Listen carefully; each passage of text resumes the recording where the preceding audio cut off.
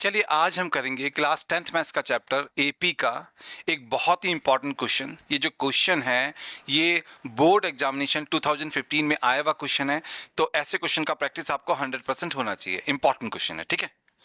तो देखिए क्वेश्चन में हमसे कहा गया कि हमारे पास में एक अरिथमेटिक प्रोग्रेशन है, यानी कि हमारे पास में एक एपी है। यहाँ पर एपी हमको गिवन है, हमने इस एपी का ना मिडिल टर्म निकालना है, यानी कि सबसे बीचों बीच वाला टर्म निकालना है।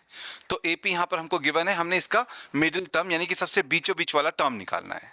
तो चलिए सबसे पहले हम इस एपी को यहाँ पर नोट डाउन कर लेते हैं। हमारा जो गिवन एपी है वो है 6, 13, 20 एंड लास्ट में है 216, ठीक है। अब देखिए हमारे इस एपी में ना फर्स्ट टर्म है 6। फर्स्ट टर्म को हम ए से डिनोट करते हैं, तो यहां पर ए हमारा कितना है 6 है। अब हमने निकालना है कॉमन डिफरेंस डी, ठीक है। कॉमन डिफरेंस डी को निकालने के लिए हम सेकंड टर्म में से फर्स्ट टर्म को माइनस करते हैं, तो 13 में से 6 को माइनस करेंगे तो कितना आएगा 7, ठीक है। एंड आपने याद रखना है कि जो सबसे लास्ट टर्म होता है उसे हम ए एन सपोज कर सकते हैं। तो यहां पर हमारे पास में ए एन यानी कि nth टर्म, इस लास्ट टर्म को हमने nth टर्म यहां पर सपोज कर लिया, तो ये हमारा हो गया 216। अब क्योंकि हमने इस लास्ट टर्म को nth टर्म यानी कि nth टर्म सपोज कर लिया है, an से इसको डिनोट किया है, तो अब हमको क्या निकालना है? सबसे पहले ये निकालना है कि हमारे इस एपी में टोटल टर्म्स हैं कितने। जब हम ये निकाल लेंगे कि हमारे इस एपी में टोटल टर्म्स हैं कितने, तो हम उसके बाद में इसका मिडिल टर्म भी निकाल सकते हैं, ठीक है। अब क्योंकि हमने इस लास्ट टर्म को nth टर्म सपोज कर लिया है, इसे an से डिनोट कर लिया है, ठीक है। एंड nth टर्म को हम लिखते हैं, nth टर्म को लिखने का फॉर्मूला होता है an हमारा होता है a plus n minus 1d। ये हमारा nth टर्म को लिखने का फॉर्मूला होता है। तो ये हो जाएगा हमारा 216, क्योंकि हमने nth टर्म 216 माना हुआ है। अब देखिए यहाँ पर a है, a हमारा है 6, तो a की जगह पर आएगा 6, फिर प्लस n माइनस 1, n को अभी हमने निकालना है। फिर यहाँ पर है d हमने निकाला है 7, तो d की जगह पर आएगा 7, 7 यहाँ पर इनटू में है। फिर यहाँ पर है 216, 6 को उस तरफ लेकर के जाएंगे तो लेफ्ट हैंड साइड में रह जाएगा n माइनस 1 इंटू 7, ठीक है। एंड राइट हैंड साइड में हो जाएगा 216 माइनस 6। अब लेफ्ट हैंड साइड में हमारे पास में है n minus 1 into 7, and right hand side में हो जाएगा 216 माइनस 6 हो जाएगा 210। अब हमने इस 7 को लेफ्ट से राइट में लेकर के जाना है, तो लेफ्ट हैंड साइड में रह जाएगा n minus 1, right hand side में हो जाएगा 210 अपॉन 7। 7 यहाँ पर इंटू में है, तो जब ये राइट हैंड साइड में जाएगा तो इसके नीचे डिवाइड में चल जाएगा, 210 के नीचे डिवाइड में चल जाएगा।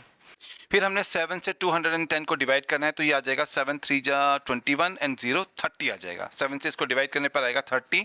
अब हमने -1 को लेफ्ट से राइट में लेकर के जाना है, तो लेफ्ट हैंड साइड में रह जाएगा n, राइट हैंड साइड में हो जाएगा 30 प्लस 1, तो n हमारा यहाँ पर हो जाएगा 31, तो n हमारा यहाँ पर हो जाएगा 31। तो देखिए हमने ये पता लगा लिया कि हमारे इस एपी में ना टोटल टर्म्स कितने हैं, 31 है। n हमने निकाला है 31, तो इस एपी में जो टोटल टर्म्स है वो कितने हैं, 31, क्योंकि n जो है वो नंबर ऑफ टर्म्स को रिप्रेजेंट करता है, ठीक है। अब देखिए हमने यहाँ पर निकाल लिया कि जो टोटल टर्म्स है वो 31 है। 31 ऑड होता है, ठीक है। 31 क्या होता है, ऑड होता है ना, 2 से डिवाइड नहीं होता तो ऑड होता है। अब आपने याद रखना है कि जब भी हमारे पास में अगर हमारे पास में एक एपी है, ठीक है, अगर हमारे पास में एक एपी है, अगर उसमें टोटल टर्म्स ऑड हैं, टोटल टर्म्स जो हैं जैसे यहाँ पर 31 है ऑड है, ठीक है, टोटल नंबर ऑफ टर्म्स जो है ऑड है, तो उसका जो मिडिल टर्म होता है, तो मिडिल टर्म उसको निकालने का फॉर्मूला होता है n plus 1 by tooth term, ठीक है।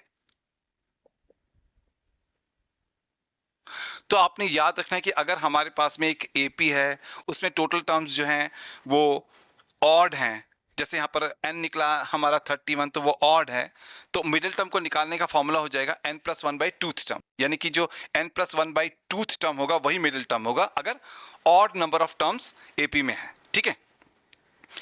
अब यहाँ पर n है, हमने मिडिल टर्म निकालना है, यहाँ पर n है, n हमने निकाला है 31, n हमने निकाला है 31, तो n की जगह पर आएगा 31, फिर प्लस है, फिर अपॉन में 2 है, ठीक है, ये